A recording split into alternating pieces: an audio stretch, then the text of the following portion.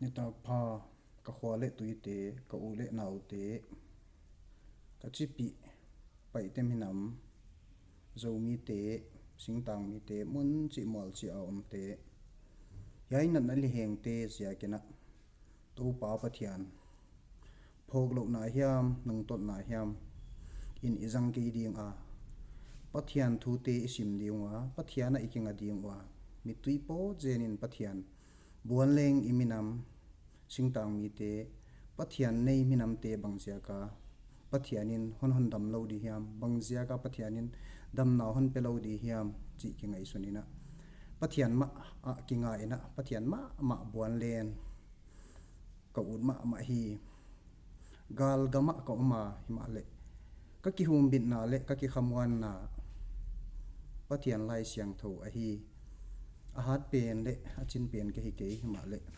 a hi thei sun chu to pa pathian lai siang tho te semina thum na te hum kana jang zel a ichi banga hun izat thei te pathianin hin na dam na te han piak lai men pathian tunga ki pa thu gen a hi hun hong pai zel linga nat na hi leng te gol gong na te ke le next yan na ten gam te hong su pai ta a pathiana ikenga dingwa pathian lai siang tho te semina pathian kenga mi tui po tina pathian buan leng bangzia ka igam iminam isingtang mi pathian nei te bangzia ka pathianin honon nam lo ding hiam chi keima ma hin kwa dam lo hak sana te ka dan to atung to ne na pathian ve na le pathian khotwa na te kana tanga yom na mun chat te pathian ke ngai na hunte janglen ka che hi na pe wa yom na mun pe na pe wa pathian ke ngai na